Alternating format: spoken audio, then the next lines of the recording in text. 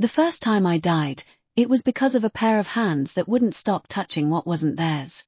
I remember the feeling of falling, the weightlessness, the wind rushing past my ears, the sickening lurch in my stomach as the ground rushed up to meet me. I remember Stacy's face, twisted with the same fury I felt, her fingers tangled in my hair, her nails scraping my scalp. I remember the moment we both lost our balance, the moment the edge of the balcony gave way beneath us, the moment we tipped over into nothing. I remember thinking, finally. It's finally over. And then I hit the ground. The pain was immense. Explosive. Every bone in my body shattered at once, and then, nothing. Darkness. Silence. A silence so deep I thought it might swallow me whole. But it didn't. Instead, I opened my eyes. I was sitting on a couch. A soft couch. A familiar couch. The kind of plush, cream-colored sofa that had been in my parents' living room for as long as I could remember. The afternoon sun was streaming through the windows, casting warm rectangles of light across the hardwood floor. The air smelled like my mother's lavender candles and the faint, comforting scent of fresh coffee. I blinked. My heart was pounding so hard I could hear it in my ears. I looked down at my hands, young hands, smooth hands, free from the wrinkles and the small scars that had accumulated over years of a difficult marriage. I was wearing a pale pink blouse I hadn't worn since I was 23. I was 23 again. I was back. Vera. My father's voice cut through the fog. Vera, are you listening? The Fosters are here. You need to make a choice. I looked up. There, in the center of the room, sat the Foster twins. They were 25, tall and broad-shouldered, with the same dark hair and sharp jawlines that had always made them impossible to tell apart at first glance. But I knew them. I knew them better than anyone. Cole Foster lounged in his chair, one ankle propped on his opposite knee, a lazy smile playing at the corners of his mouth.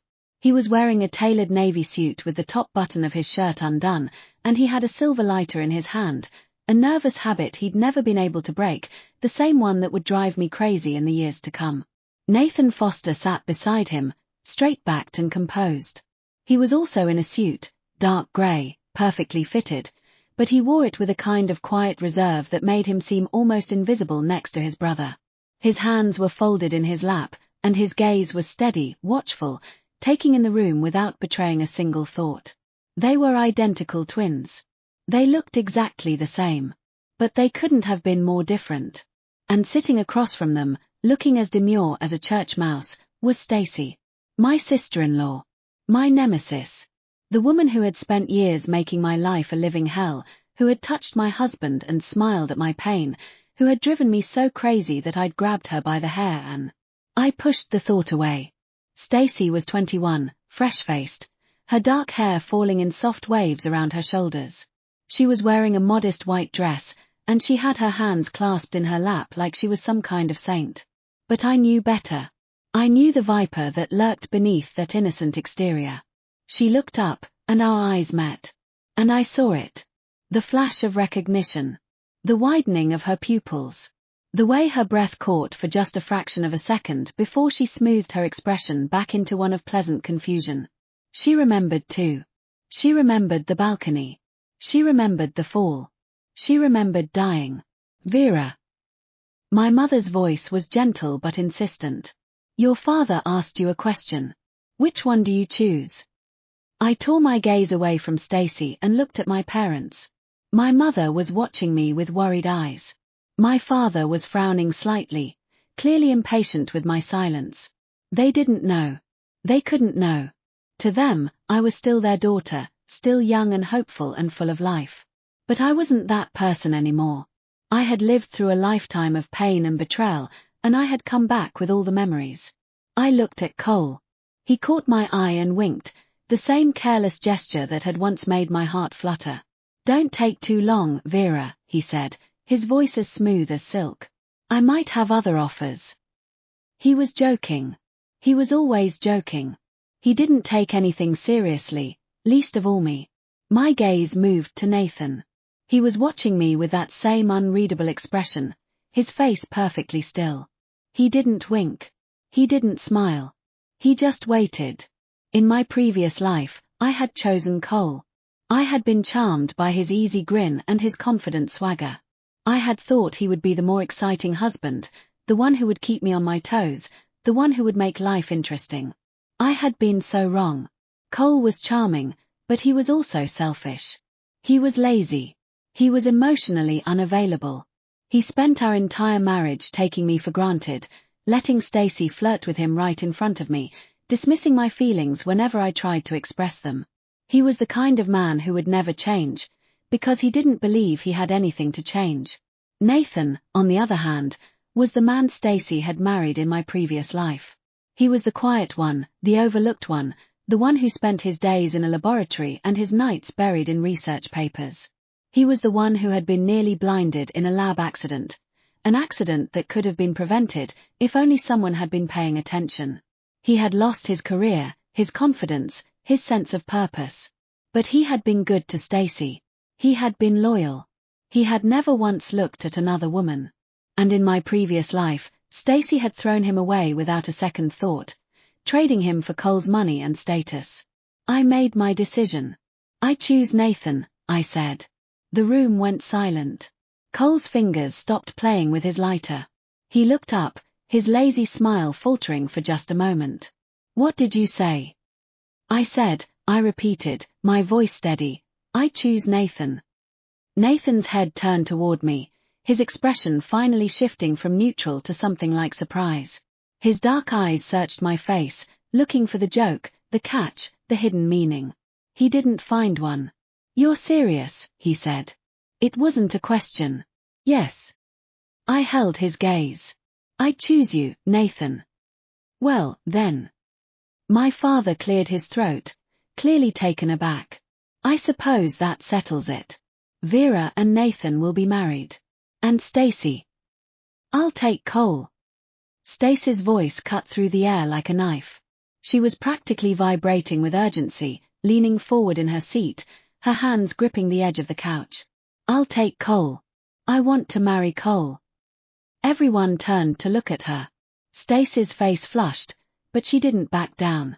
She'd been caught off guard by my choice. She hadn't expected me to pick Nathan, hadn't expected to lose her chance at the golden brother. But now she was scrambling, trying to salvage the situation. I mean, she said, forcing a smile. Cole and I have always gotten along so well. We click. Don't we, Cole? Cole shrugged, his pride clearly stung by my rejection. Sure. Why not? His eyes flicked to me, and I could see it in his gaze, the petty resentment, the refusal to believe that I'd actually preferred his brother. But that wasn't my problem anymore. The rest of the afternoon passed in a blur of congratulations and handshakes and half-hearted toasts. My mother was confused but pleased. My father seemed satisfied that the alliances had been secured. And Stacy kept shooting me glances, sharp, calculating glances that told me she was already planning her next move. But I didn't care. I had chosen Nathan, and in doing so, I had changed everything. The weddings happened quickly. Exactly as it had happened in my previous life. Cole and Stacy went first, a lavish affair that my mother-in-law had insisted on. The flowers were expensive. The champagne was flowing. The guests were all smiling. I stood in the back of the church and watched them exchange vows. Stacy was beaming, radiant in a dress that had probably cost more than most people's cars. Cole was grinning, charming, playing the part of the happy groom. But I knew better. I knew what was waiting for them. And I didn't feel a shred of pity. Nathan and I were married a week later. It was smaller, quieter. I didn't want to compete with Stacy's spectacle. I didn't want to spend my wedding day watching her preen and posture. Nathan had wanted to give me everything, but I had told him the only thing I wanted was him. Our first night together, I was nervous. It was strange, feeling nervous around him. I'd been married before. I'd been with Cole for years. But this was different. This was Nathan, and I wanted this to be different. He found me sitting on the edge of our bed, my hands twisted in my lap, my heart beating too fast. Vera, he said, his voice low and serious. We need to talk. I looked up. He was standing in the doorway, his suit jacket already discarded, his shirt unbuttoned at the collar. His dark hair was slightly mussed, and there was something intense in his gaze. "What is it?" He walked over to me slowly, his movements measured, deliberate. He sat down on the bed beside me, close enough that I could feel the warmth radiating from his body. "Why did you choose me?" I opened my mouth to answer, but he kept going. "We barely know each other. We've exchanged maybe 50 words in our entire lives. You had every reason to choose Cole, his charming, his popular, his the one everyone expected you to pick. But you chose me. I need to know why." I could feel his eyes on me, searching for the truth. I could feel the weight of his expectation, the vulnerability beneath his steady composure. He wasn't angry. He wasn't suspicious. He just needed to understand. I thought about telling him the truth. I thought about saying, "I lived a whole life with your brother, and he destroyed me. I know you're going to have an accident that nearly blinds you, and I'm going to prevent it. I know you're the better man. I've always known. But I couldn't say that. Not now. Not yet. I just wanted you," I said. Nathan's brow furrowed slightly. "That's not an answer. It's the only one I have." He held my gaze for a long moment, his dark eyes searching mine. I could see him trying to figure me out, trying to understand the strange woman who had walked into his life and turned everything upside down. Then he reached out and lifted my chin with one finger, tilting my face up toward his. "Fine," he said, his voice dropping to a murmur. "I'll wait for the real answer." I thought he was going to let me go. Instead, he leaned in and kissed me.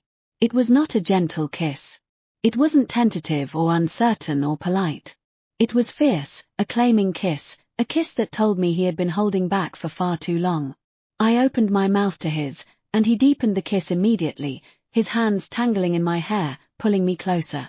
I could feel his heart racing against mine, could feel the tension in his shoulders, the barely restrained intensity of a man who had been waiting his whole life for something he hadn't even known he wanted.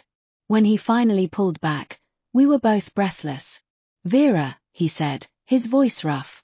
"I don't know what's happening between us. But I'm not going to fight it. I'm not going to let you go." I smiled, a real smile, the first real smile I'd felt in years. "Good." He kissed me again, and the world fell away. I woke up the next morning in his arms. For a moment, I didn't move. I just lay there, feeling the warmth of his body pressed against mine, listening to the steady rhythm of his breathing. He was still asleep, his face relaxed and unguarded in a way I'd never seen him look before. This was Nathan. This was the man who had been invisible in my previous life, overlooked and undervalued. This was the man who was going to become someone extraordinary. And he was mine. I turned my head and looked out the window. The sun was rising, casting a warm golden glow across the room. I could hear birds chirping in the trees outside. I could smell fresh coffee drifting up from the kitchen downstairs. This was my life now. A new life. A better life. And I was never going back. The first year of marriage to Nathan was like learning to breathe again. I hadn't realized how suffocated I'd been with Cole until I was free of him. The constant walking on eggshells, the endless second-guessing, the way I'd shrunk myself to fit into the narrow space he'd allowed me. With Nathan, none of that existed. He was quiet, yes. Reserved. He didn't fill every silence with chatter or performative charm. But when he spoke, he meant what he said. When he looked at me, I felt seen, truly seen, not just glanced at on the way to something more interesting. We fell into a rhythm that surprised me. He worked long hours at the research institute, sometimes coming home so late I'd already eaten dinner alone. But he always brought me something, a pastry from the bakery near his office, a book he'd thought I'd like, a small bouquet of flowers he'd picked up at the grocery store on his way home. "You don't have to bring me things," I told him once, when he'd handed me a half-wilted bunch of daisies that had clearly seen better days. "I know." He shrugged, his ears turning slightly pink. "I wanted to." In my previous life, Cole had never brought me anything. He'd expected me to be grateful for his presence alone. I pressed the daisies in a book and kept them on my nightstand for months. I also started to notice things about Nathan I hadn't noticed in my previous life. He wasn't just quiet, He was observant. He noticed when I was tired, when I was stressed, when something was bothering me even before I'd said a word. He noticed when I'd changed my hair, when I'd bought a new dress, when I'd rearranged the furniture in the living room. You moved the couch, he said one evening, walking into the living room and stopping short. 3 inches to the left, I admitted. I thought it looked better this way. He studied the room for a moment, then nodded. You were right. It does look better. He also noticed things that had nothing to do with me. He noticed the new security guard at the institute, the missing pen from his desk, the slight change in temperature in the laboratory that could affect the pressure readings in his experiments. Most people don't notice those things, I said one night, watching him jot down a note about something he'd observed that day. Most people don't need to, he said. My work requires precision. If I miss something small, it could cause something large. I felt a chill run down my spine. I knew exactly what he was talking about. The lab accident that had nearly blinded him in my previous life. The one that had been caused by a small oversight, a minor detail that no one had noticed until it was too late. I started paying closer attention to his work. I asked him questions about his projects, his experiments, his safety protocols. He seemed surprised at first. Cole had never been interested in his work, and I hadn't been much better in my previous life, but he answered me patiently, explaining the science in terms I could understand. Is that standard? I asked one night, pointing to a diagram in one of his papers. The pressure threshold you're using. He looked at it. For the current materials, yes. Why? I hesitated. I couldn't tell him the truth, not yet. But I could plant a seed. I read something recently about similar experiments going wrong, I said. Something about the safety margins being too narrow. The article said that if the pressure exceeds a certain point, the containment vessel could fail. Nathan frowned, studying the diagram more closely. Where did you read that? I don't remember the exact source. I think it was a case study from another lab. I shrugged, trying to appear casual. I just thought you should know. I'd hate for something to happen to you. He looked at me for a long moment, his eyes searching my face. Then he nodded slowly. I'll look into it. Thank you for telling me. I felt a small flicker of relief. The seed was planted. Meanwhile, Cole and Stacy's marriage was already beginning to crumble. I didn't have to go looking for the gossip. It found me. Stacy couldn't help herself. She posted everything on social media. The designer bags, the expensive dinners, the luxury vacations. She wanted everyone to see how well she was doing, how far she'd come, how much better her life was than mine. Except the cracks were starting to show. Her posts became more frequent, more desperate.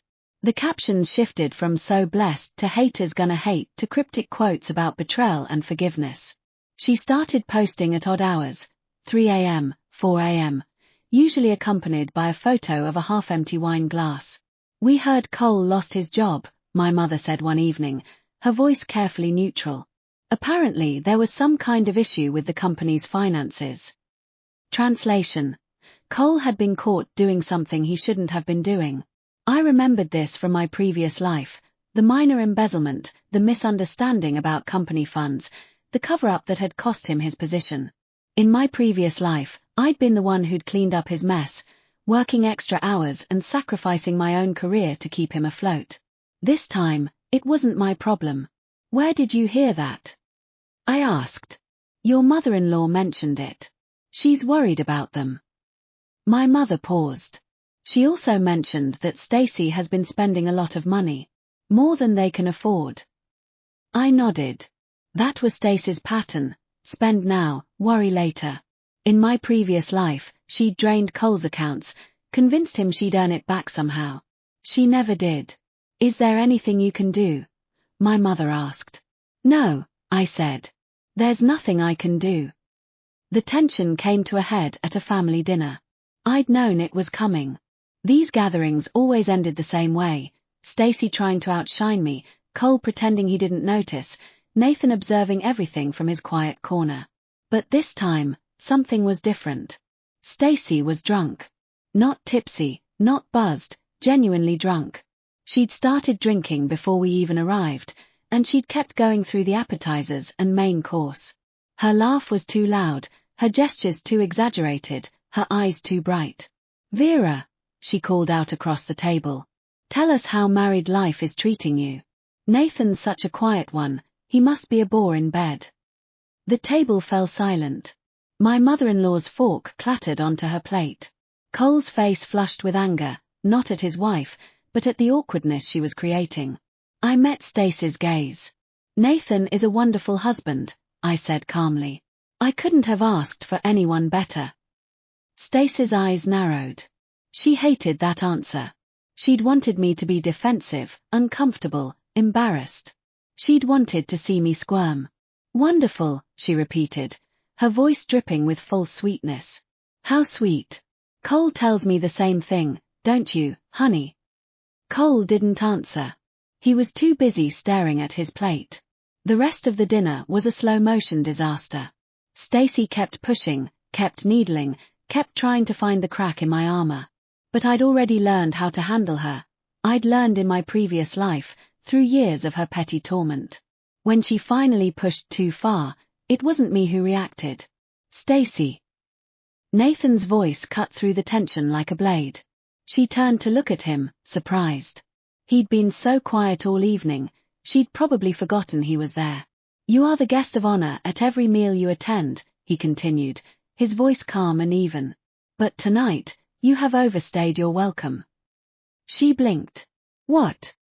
I said. "You are the center of attention. The one everyone is watching. But there is a difference between commanding attention and making a spectacle of yourself." He set down his napkin and rose. "Vera, I think we should go." I didn't hesitate. I stood up, gathered my bag, and followed him to the door. Behind us, the room was silent. We didn't talk on the way home. I could feel the tension radiating from Nathan, the controlled anger he was barely containing. He wasn't angry at me. I knew that much. He was angry at the situation, at Stacy's behavior, at the way she tried to humiliate me. I wanted to thank him. I wanted to tell him how much it meant to me that he'd spoken up. But the words wouldn't come. When we got home, he went straight to his study.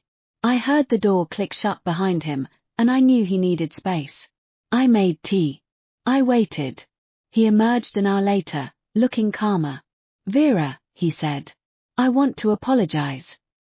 "For what?" "For leaving the dinner like that. I should have handled it differently. I should have been more." "You handled it perfectly," I said, cutting him off. "You defended me." He blinked, clearly taken aback. "I defended you?" "Yes." I stepped closer, putting my hand on his arm. "No one has ever defended me like that before. Thank you." He stared at me for a long moment. Then, slowly, he reached out and pulled me into his arms. I let myself sink into his embrace, feeling the steady beat of his heart against my cheek. "I love you," I said. The words came out before I could stop them. I'd been thinking them for weeks, maybe months. I'd known I felt something for him, something real, something different. But I hadn't planned to say it out loud. Nathan pulled back, looking down at me with an expression I couldn't quite read. I felt my face flush with embarrassment. "I'm sorry," I started. "I shouldn't have." He kissed me. It was deep and tender, a wordless response to my confession. "I love you too," he said against my lips. "I've loved you since you chose me." I wanted to laugh. I wanted to cry. I settled for kissing him back. The lab accident happened a month later. I'd done everything I could to prevent it. I'd planted the seed about the pressure thresholds, made sure Nathan's assistant was checking the safety equipment, done everything within my power to keep him safe. I still felt the fear. The day of the experiment, I couldn't focus on anything. I sat at my desk, staring at my computer screen, waiting for the call I knew would come. It came at 4:37 p.m. "Mrs. Foster." It was Nathan's assistant. "I wanted to let you know, we had a near miss today. The safety valve failed during the pressure test. But we had the backup in place because of what you mentioned, and the pressure had been adjusted according to the revised data. We avoided a catastrophic failure. I felt the world tilt around me. Mr. Foster is fine, the assistant continued, perhaps sensing my silence. He's a bit shaken, but he's unharmed. I thought you'd want to know. I found my voice. Thank you. Thank you for telling me. Of course, Mrs. Foster. I'll let him know you called. I hung up and sat in the silence of my office. The relief was so profound, so overwhelming, that I couldn't move. I'd done it. I'd changed the timeline. Nathan was safe. When he came home that night, I threw my arms around him and held on tight. You're okay, I breathed. You're okay. He hugged me back, his arms coming around me like a shield. I'm okay.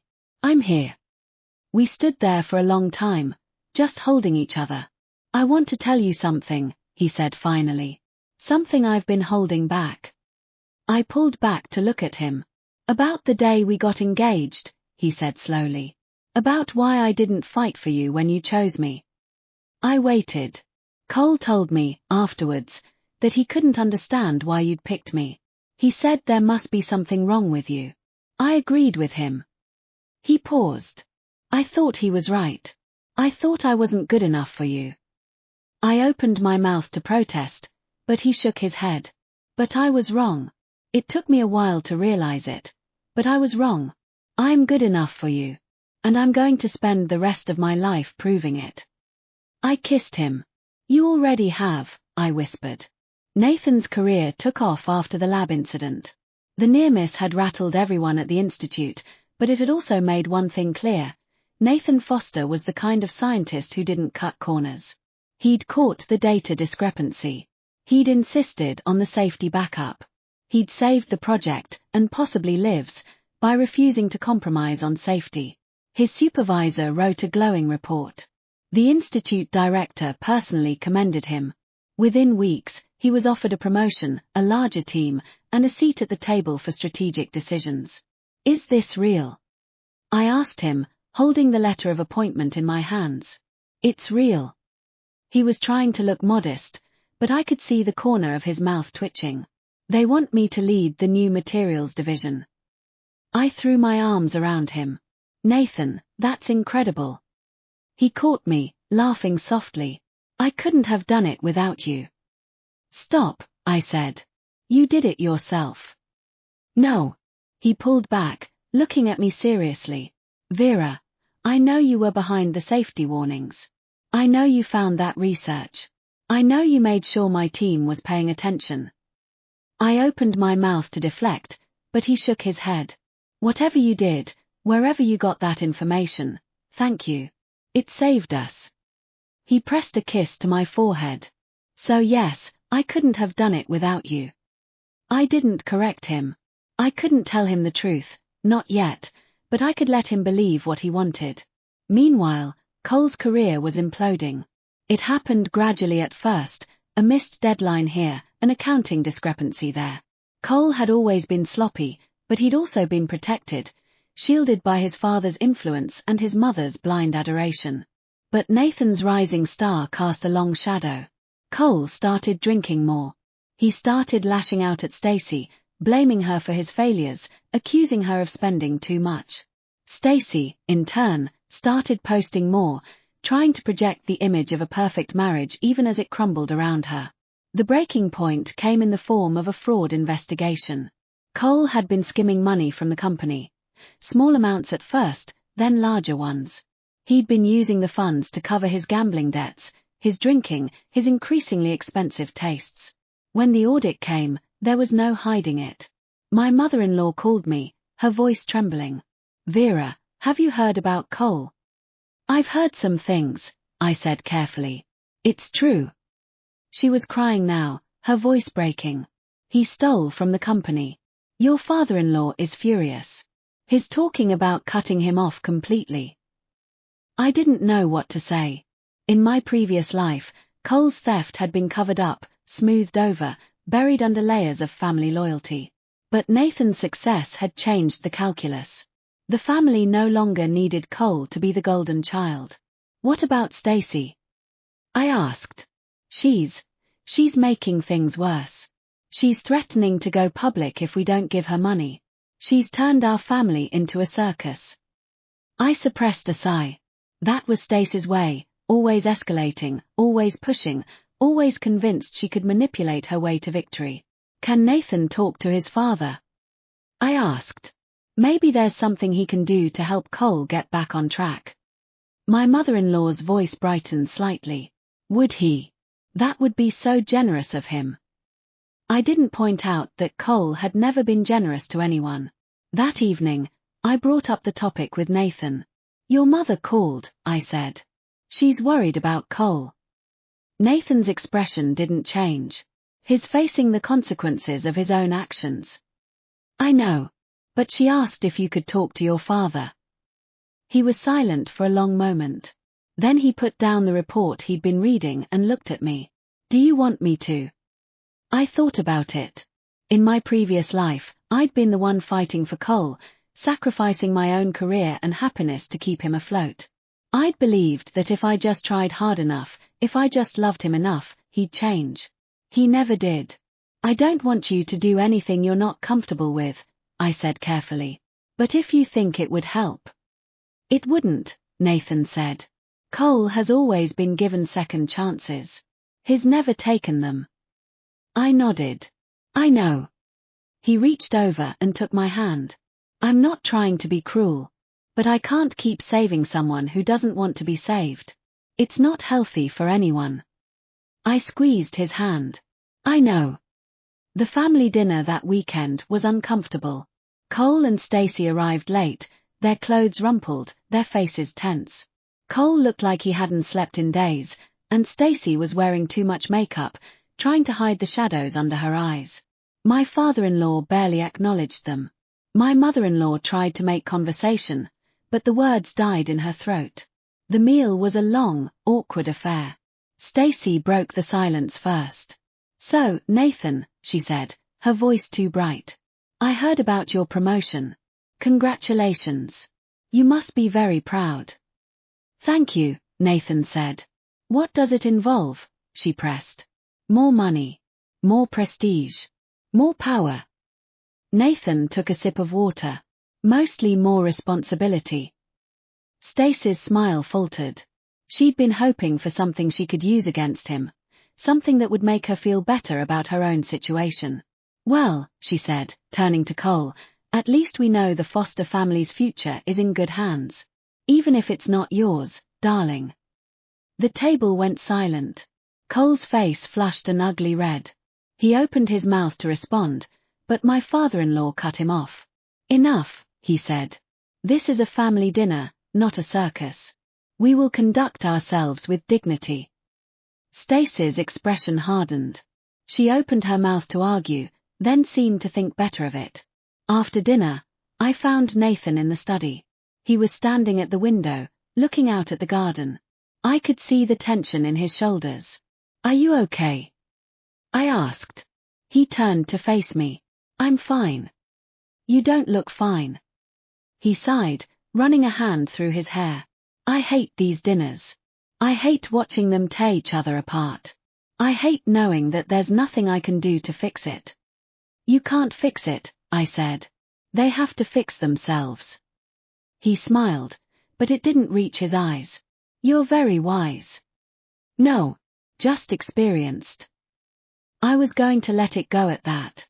But something in his expression stopped me. I know you see things, he said slowly. Things that haven't happened yet. Things that haven't happened at all. I felt my heart sheep. What do you mean? I mean the lab. The safety warnings. The way you knew exactly what to say. He paused. I'm not going to ask you to explain. But I want you to know that I trust you. Whatever you know, I trust you. I felt tears pricking at my eyes. Nathan. You don't have to tell me, he said. Not yet. Just know that I'm grateful. The first real confrontation with Stacy happened 2 weeks later. I was at a charity event, networking for a project I'd been working on. The room was full of wealthy donors and influential business people, and I was in my element, making connections, building relationships, laying the groundwork for my own career. Then I heard her voice. Vera. There you are. Stacy swooped in like a bird of prey, her smile fixed and brittle. She was wearing a dress that was too tight, too flashy, clearly trying to compete with the elegance around her.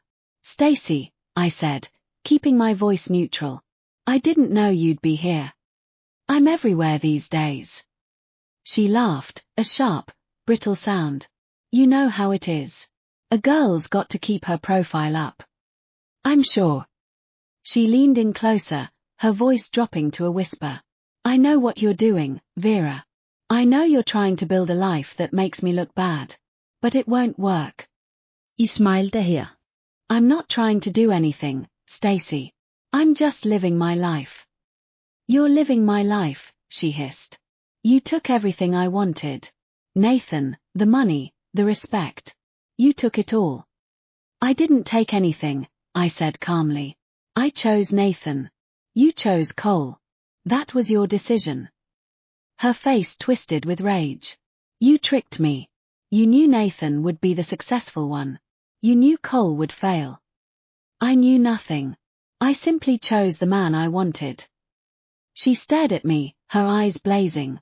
But there was nothing she could say. She'd chosen Cole. She'd been the one to leap at the chance to marry him. And now she was living with the consequences. I'll destroy you, she whispered. I'll destroy everything you've built.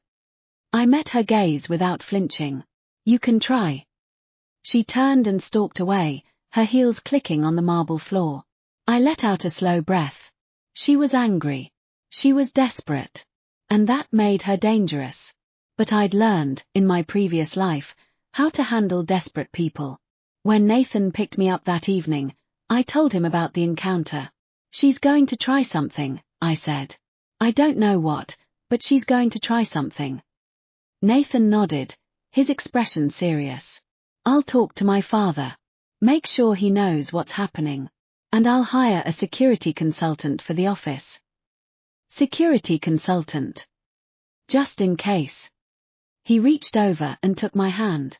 I'm not taking any chances with you. I smiled, leaning my head on his shoulder. Thank you. For what? For believing me. For protecting me. I paused. For choosing me. He kissed the top of my head. I'll always choose you, Vera. That's never going to change. Stacy's threat wasn't empty. A week after the charity event, I started noticing small things.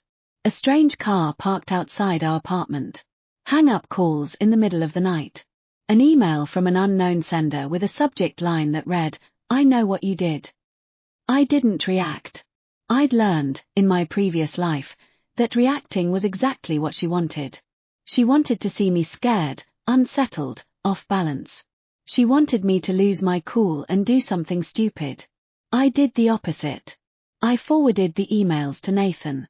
I took photos of the strange car. I noted the times of the hang-up calls. I built a case, quietly, methodically, the way I'd learned to build cases against her in my previous life. Nathan, to his credit, didn't panic. He just got very, very quiet. I'll handle it, he said. Handle it how? I have connections. People who can look into things. He paused. I should have done this a long time ago. The investigation didn't take long. Nathan's connections turned out to be a private investigator, a retired FBI agent who owed Nathan's father a favor. Within a week, we had proof. Stacy had hired someone to follow me. She'd been the one sending the emails, using a fake account. She'd been behind the hang-up calls. What do you want to do? Nathan asked me. I thought about it. In my previous life, I would have confronted her. I would have screamed and cried and made a scene. I would have given her exactly the reaction she wanted. But I was done giving her anything. I want to show the evidence to your parents, I said. Let them decide how to handle it. Nathan's eyes flickered with something, approval, maybe. That's wise. I've learned that fighting with Stacy is like fighting with a brick wall. You just get a headache and she doesn't change. He smiled, a rare, open smile. I'm glad you married me. Me too, I said. Every day. The family meeting was tense. Nathan's parents sat on one side of the living room, their expressions grave. I sat next to Nathan, my hands folded in my lap. Across from us, Cole and Stacy sat together, their body language screaming hostility. What's this about? Cole demanded. I was in the middle of something. This is about your wife, Nathan said coldly. The things she's been doing. Stacy's face went pale. I don't know what you're talking about. Nathan pulled out the evidence. The emails. The photos. The investigator's report. He laid them out on the coffee table like a deck of cards. Stacy has been harassing Vera. Following her. Threatening her. He looked at his parents. This has been going on for weeks. My father-in-law picked up the report, scanning it with a grim expression. His face grew darker with each page. Is this true? He asked Stacy. It's not what it looks like.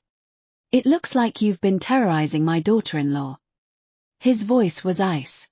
What possible explanation could you have? Stacy's composure cracked. She started it. She stole everything from me. She took Nathan, she took the family's respect, she took the life that was supposed to be mine. Stacy. My father-in-law's voice was quiet, but it cut through her tirade like a blade. Stop. She fell silent, her face twisted with frustration and fury. Cole, take your wife home. We'll discuss this later. Cole looked like he wanted to argue, but one glance at his father's face made him reconsider. He grabbed Stacy's arm and hauled her out of the room. After they'd gone, Nathan's mother turned to us. I'm sorry, she said. I had no idea she was capable of this. Neither did we, I said honestly. She's always been difficult, Nathan's father said slowly. But I thought she'd mellow after marriage. It seems I was wrong.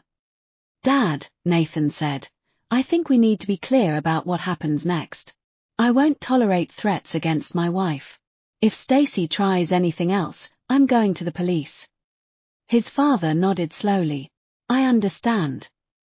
And I think Cole needs to understand that this is his last chance.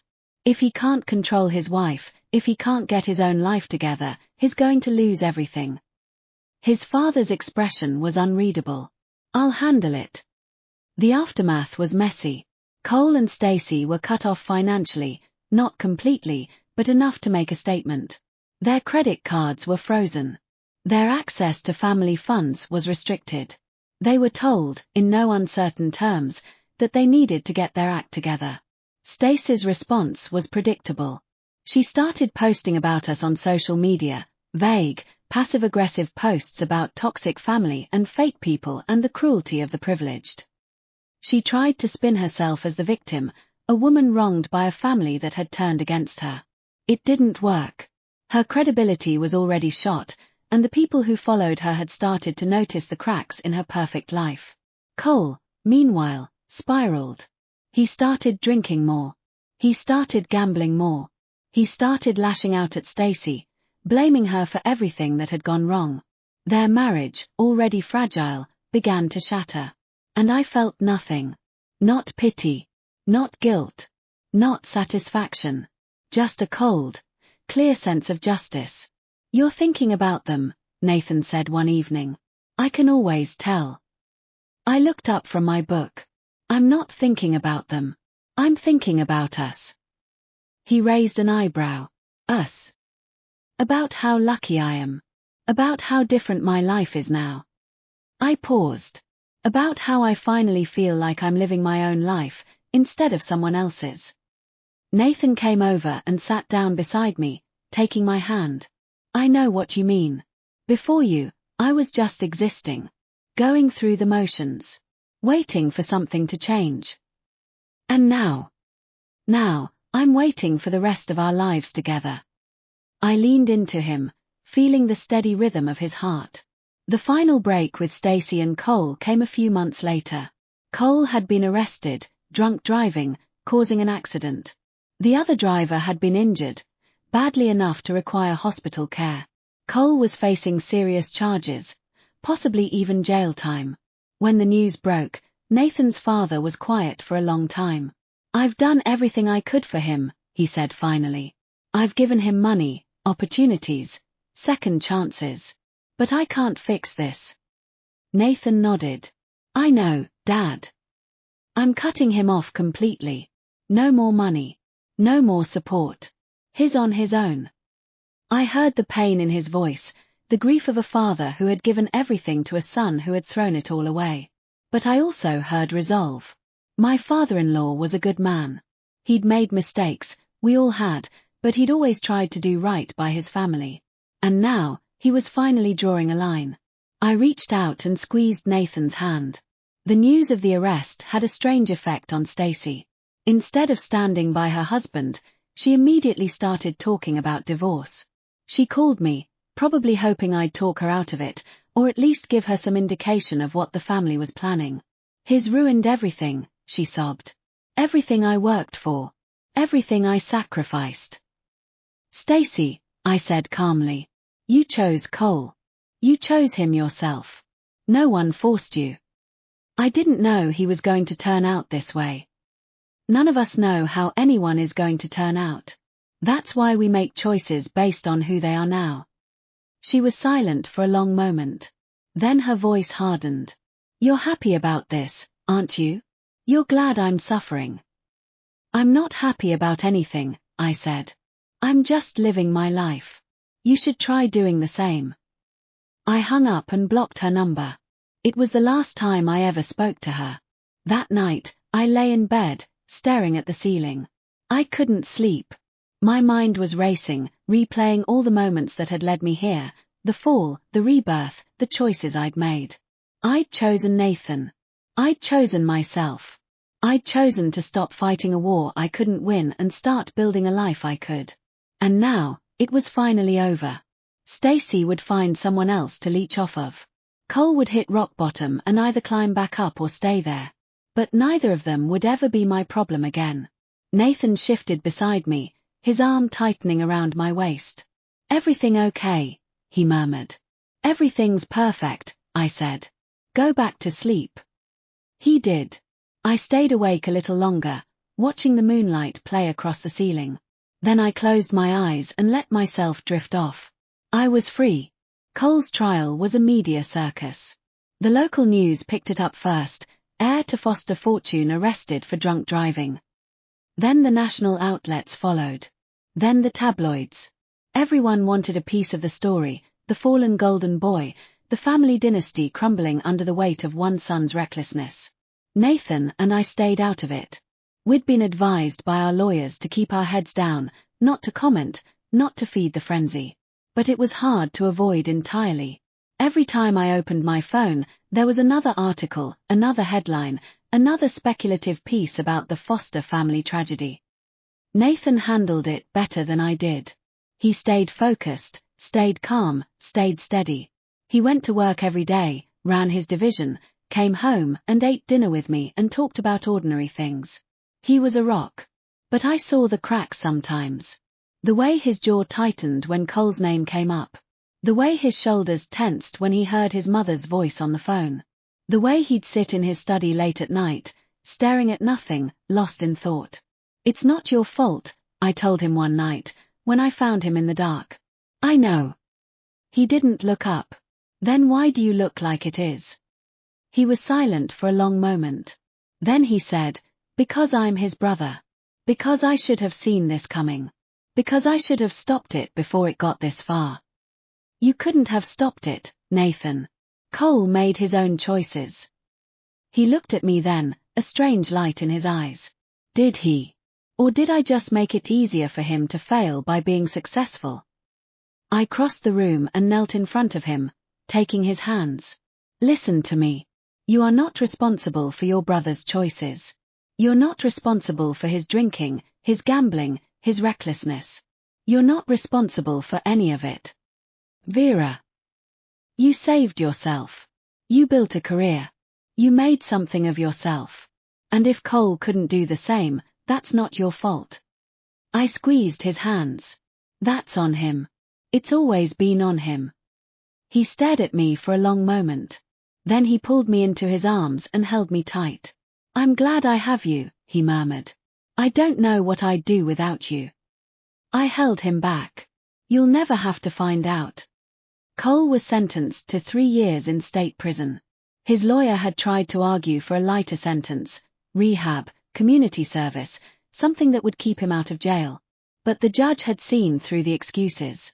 Cole had a pattern of reckless behavior, a long history of ignoring consequences, and this time, someone had gotten hurt.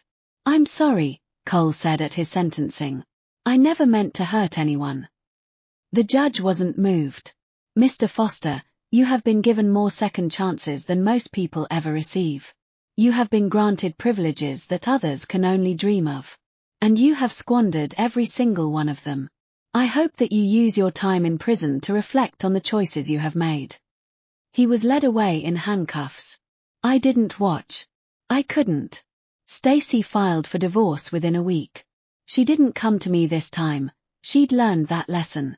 Instead, she went straight to Nathan's parents, demanding a settlement, threatening to go public with damaging information if they didn't pay. She's lost her mind, Nathan's mother told me. She's threatening to release private conversations, embarrassing photos, everything she can find. She says if we don't give her $1 million, she'll destroy us all. Can she? I asked. Probably. She's been collecting material for years. Ever since she married Cole, she's been keeping records, building a file. My mother-in-law sighed. I don't know how he didn't see it coming. He did, I said. He just didn't care. In the end, they reached a settlement. Not $1 million, they were too smart for that, but enough to make her go away. She signed a non-disclosure agreement and disappeared from our lives. At least, that's what I thought. I started building my own career. I'd been working part-time for years, doing consulting work on the side, but now I had the time and space to focus. I founded a small company, a consulting firm specializing in strategic planning and business development. It took off quickly. I'd spent years watching Cole stumble through his career, ignoring opportunities, alienating clients, making the same mistakes over and over. I'd absorbed all those lessons, not from his successes, but from his failures. I knew what not to do. I also knew what to do, because I'd watched Nathan succeed. I'd watched him build relationships, earn trust, deliver results. I'd learned from the best. Within 2 years, my company was profitable. Within 3, it was growing. Within 5, I was being featured in industry publications. Vera Foster, one article began, is the quiet success story of the Foster family. While her brother-in-law made headlines for his spectacular fall from grace, Vera has been quietly building an empire of her own. I kept the clipping in my desk drawer. Nathan's career had continued its upward trajectory. He'd been promoted to Director of Research and Development, overseeing a team of hundreds. His work had been recognized internationally, and he'd been offered positions at rival companies, positions he always turned down. I like where I am, he said when I asked him about it. I like the work. I like the people. I like coming home to you. I knew there was more to it than that. He was loyal to his father, to the company, to the family he'd spent his whole life serving. But he was also happy. Genuinely happy. I like coming home to you too, I said. 2 years after Cole was released from prison, he showed up at our door. He looked terrible. Thin, gaunt, with shadows under his eyes and a permanent tremor in his hands. His clothes were worn and cheap, nothing like the expensive suits he used to wear. Vera, he said. I need your help. I wanted to close the door. I wanted to walk away and pretend I'd never seen him. But something in his expression made me pause. What kind of help? Money. I need money. I'm trying to get back on my feet, but I can't find a job. No one wants to hire me. Cole, I can't give you money. I know you can't. I know you don't trust me. But I'm serious this time. I've changed. I've gone through rehab. I'm trying to rebuild my life. I looked into his eyes, searching for the old lies, the old manipulation. But I saw only exhaustion and desperation. I'll talk to Nathan, I said. He thanked me, stumbling over his words. I closed the door and leaned against it, feeling the weight of the encounter. Nathan and I discussed it that night. He's trying to manipulate us, Nathan said. That's what he does. Maybe. I paused. Or maybe he really has changed. After everything he's done. After everything he's put us through. I understood Nathan's anger. I felt it too. But I also understood something else, something Nathan didn't fully grasp, because he'd never lived Cole's life. Prison changes people, I said. Not always, but sometimes. It forces you to confront who you really are. And who is Cole? I thought about it. I don't know. I don't think he knows either. But maybe he deserves a chance to find out. Nathan was silent for a long moment. Then he sighed. I'll put him in touch with someone at the company. A temp job, nothing permanent. If he does well, maybe it can lead to something more. Thank you, I said. Don't thank me yet. He looked at me, his expression unreadable. I'm doing this for you. Not for him. Cole started the temp job the following Monday. He worked hard, harder than I'd ever seen him work. He showed up on time, stayed late, took on extra tasks without complaint. It was a small thing, a simple thing, but it was more than he'd ever done before. He's trying, Nathan told me.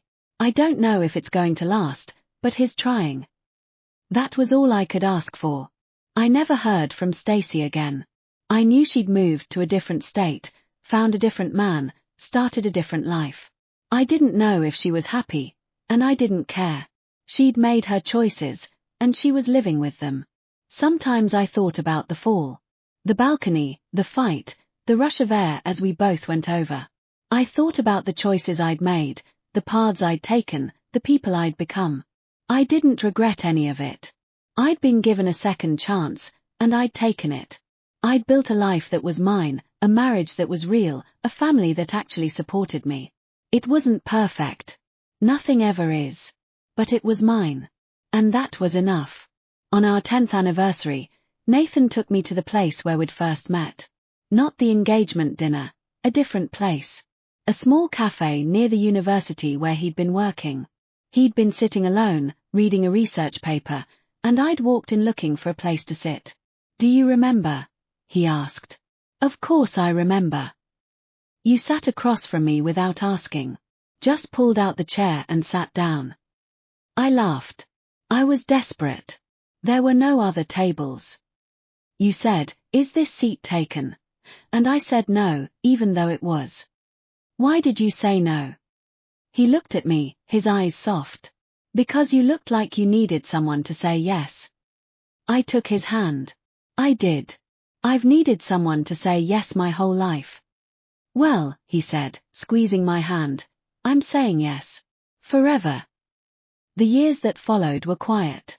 Not boring, never boring. But quiet in the way that a life well lived is quiet.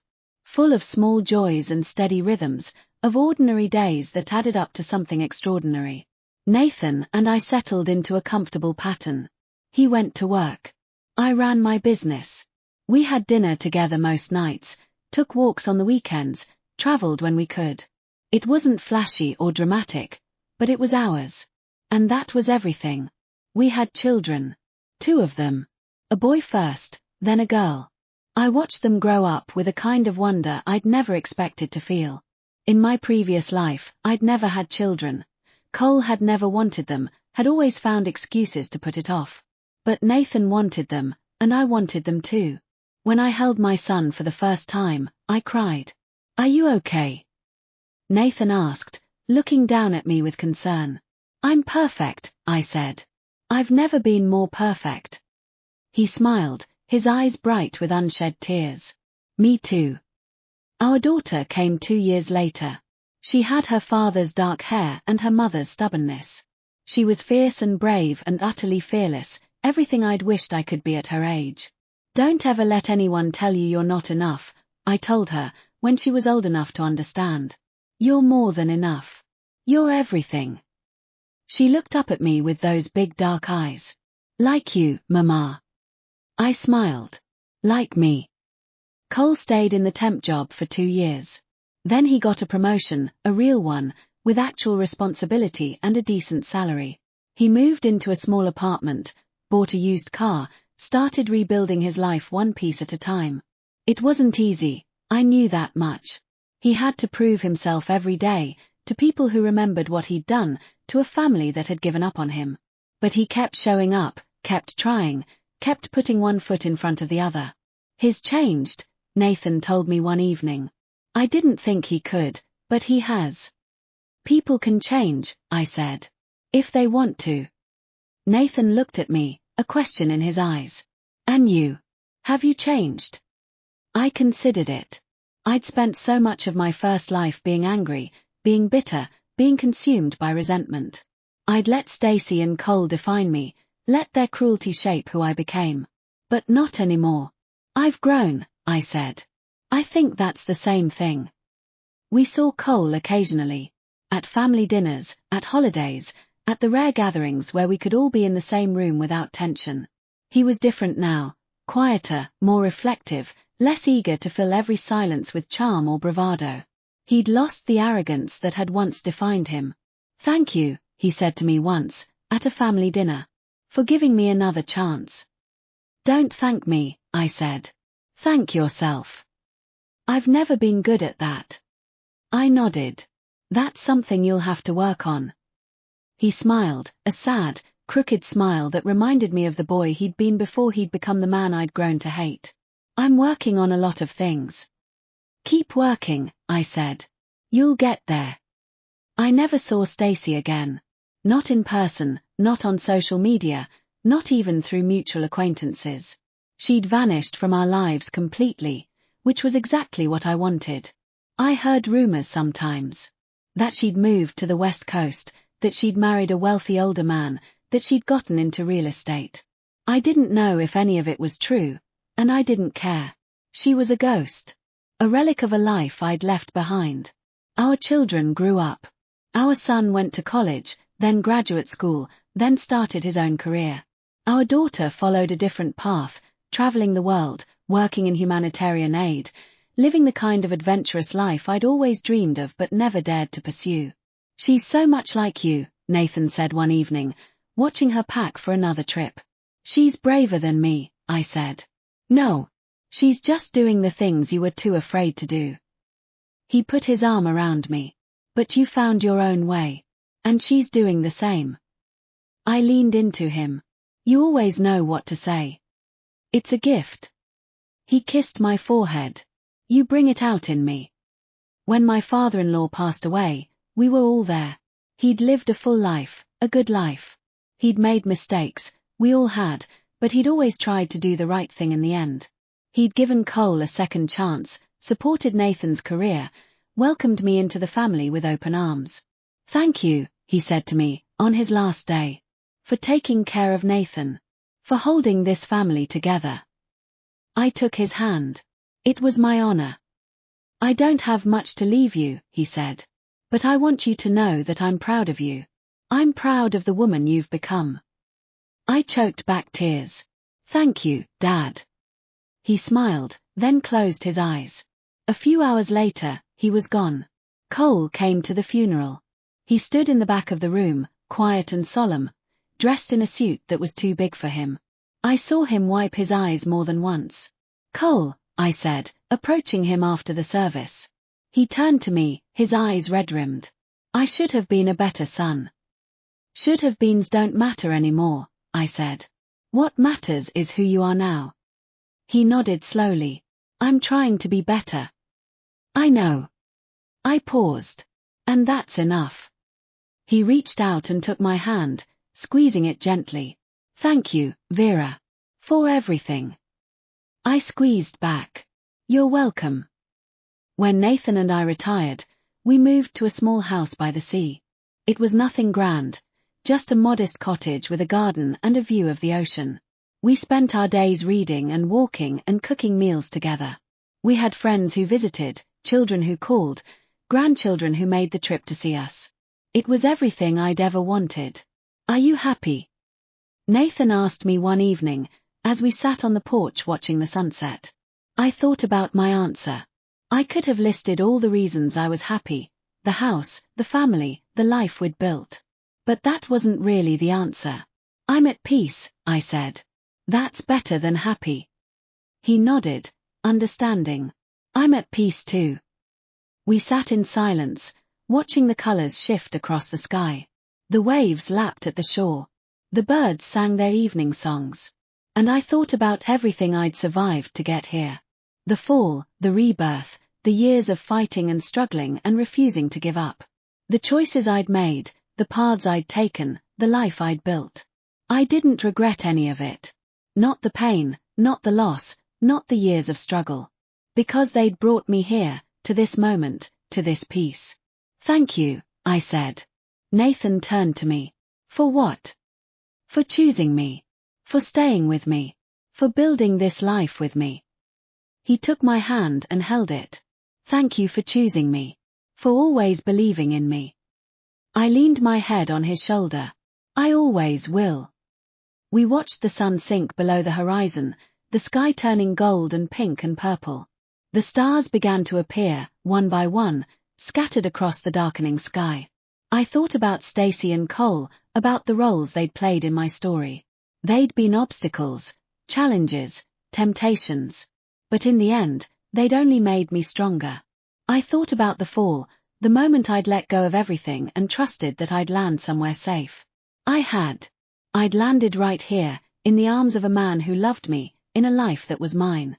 I squeezed Nathan's hand, feeling the familiar warmth of his fingers intertwined with mine. I love you, I said. I love you too, he said. We sat there for a long time, watching the stars come out, holding each other in the quiet dark. And for the first time in my life, I was completely, utterly free.